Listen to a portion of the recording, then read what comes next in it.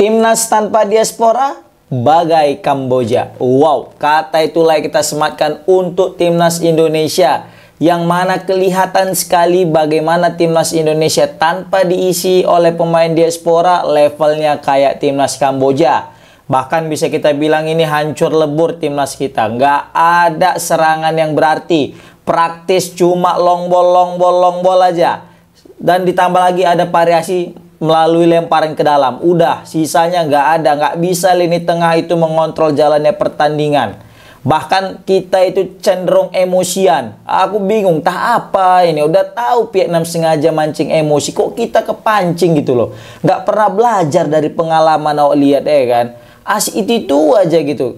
Bukan apa-apa kan. Kita pun penonton geram juga gitu lama-lama nontonnya. Aduh. Dari awal udah kelihatan bagaimana Vietnam itu di babak pertama gimana coba mainnya. Kasar-kasar kan. Dan gitu ketika dilanggar langsung mencela-mencela, guling-guling gitu. Seharusnya kita udah ngambil pelajaran. Oh, ternyata mereka kayak gini. Jangan kepancing. Kan itu tujuan mereka, mancing kita. Lah kita malah dengan sok mantapnya kepancing gitu. Aduh. Inilah makanya beda kualitas kontrol emosi daripada pemain diaspora sama pemain lokal kita, guys.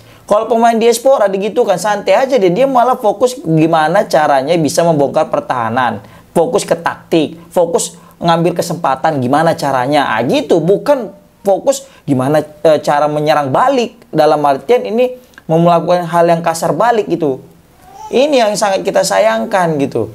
Dan aku juga ditambah lagi kesal pula nih wasitnya ini. Kayak wasitnya ini pun kayak ada berpihak juga ini kayak Vietnam. Kayak sengaja. Tak kenapa wasit ini selalu merugikan timnas kayaknya.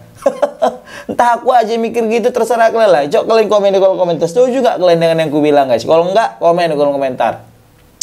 Udah gitu, ngecek VAR ya. Nggak tahu aku ini kalau misalnya Indonesia gitu buat pelanggaran, ada cek VAR, Cik. Serius. Tapi giliran orang ini buat pelanggaran. Siapa tuh? Rama Arjuna nggak salah kena sikut ya. Misa atau si Arjuna gitu disikut gitu kan. Tuh kata. Pikir kartu merah lah ini ya kan. Cek VAR lah ya kan. Nggak ada cek VAR, cuma kartu kuning, bah. Aduh. Memang ini pertandingan ini betul-betul.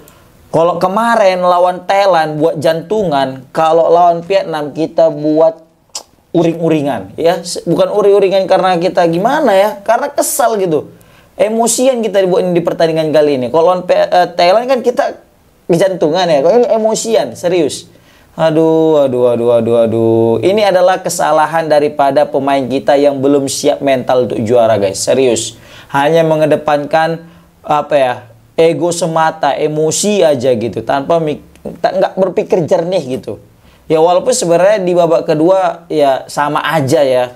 Nggak ada peluang yang berarti. Bahkan babak pertama lebih banyak peluang daripada babak kedua.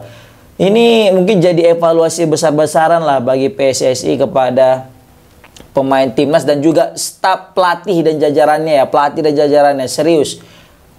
Kita kan niatnya ganti pelatih biar makin jago, biar makin oke gitu timnas kita gitu kan. Lah ini build up serangan pun nggak bisa kita loh. Serius.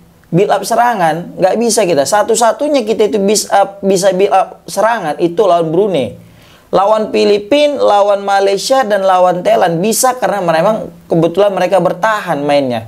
Nah ketika kita udah mulai di press kayak lawan Vietnam ini, kalang kabut, kan? Aduh. Speechless aku mau ngomong apa lagi nih, aduh. Tapi yang jelas serius, ini bagus lah kita kalah udah. Biar nggak usah sombong kali, karena takut nanti kalau kita menang, angku kali, mantap kali, kayak gini timnas, keren gitu kan. Nah ini jadi cambukan lah, biar sebagai pelajaran, biar kita itu jangan sok mantap juga dan bisa mengambil pelajaran. Kita jangan terlalu jumawa dan juga jangan terlalu emosian ke depannya. Kan udah belajar tuh, kita udah Vietnam itu gimana mainnya, liciknya mainnya, masa kita nggak bisa nahan emosi gitu. Kita aja pun sebenarnya emosi ya. Aku juga nonton tadi. Geram kali aku gelagat Vietnam. Belum lagi drama-drama terakhir tadi ketika Romy Darwis mau ngelempar ke gawang kan. Dihalau sama Kim Sak-sing itu, pelatih Korea. Yang mana sampai kena kartu kuning. Begitu nggak kalah juga dengan staf pelatih kita yang ngawas-ngawaskan minum airnya. Waduh. Kayak memang orang Vietnam betul-betul lebih siap guys. Mesti kita bilang lebih siap di partai final ini. Kim Sak-si itu mempelajari detail, kata komentatornya kan betul kan, dia mempelajari detail setiap pertandingan Indonesia. Nah, yang menjadi pertanyaan, apakah Indonesia melakukan hal sedemikian rupa? Nah, kalau misalnya betul melakukan hal sedemikian rupa, kenapa kita belum bisa mengobrak-abrik pertahanan Vietnam? Justru Vietnam yang hanya mengandalkan 1-2 pemain aja itu lebih berbahaya ketimbang kita guys, serius. Kan? Kebayang nggak tadi itu? Begitu juga pemain kita itu nggak siap kalau dalam hal duel udara, serius. Kalau udah set piece itu kebingungan kita jaga mana gitu.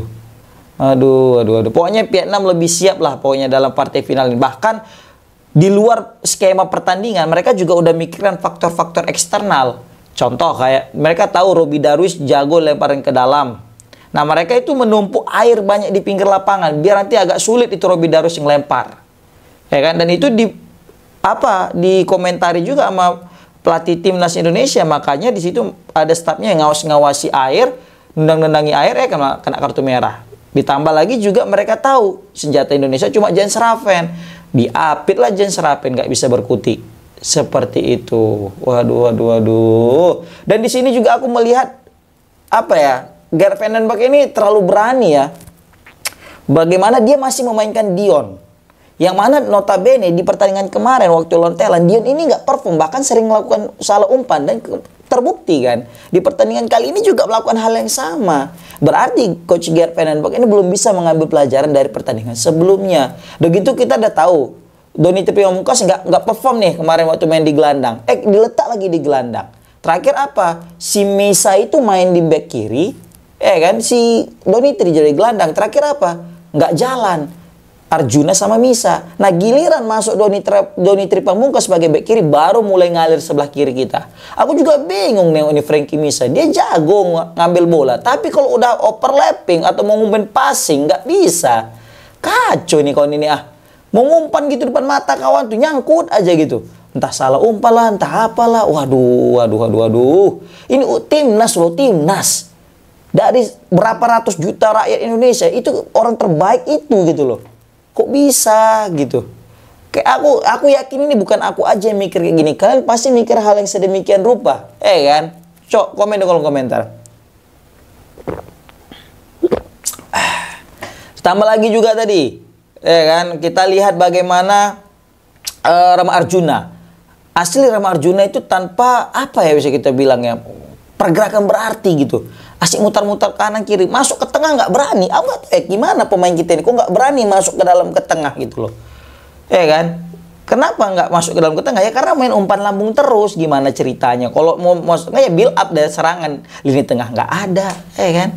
Tapi jujur ya, nggak ada Arkan Kakak itu terasa kali kehilangan lini tengah kita, serius. Aku juga bingung ya tadi. Padahal kita di skuad cadangan itu banyak loh pemain yang bisa untuk menggantikan beberapa pemain yang nggak perform di pertandingan malam ini. Contoh kayak Victor Detan.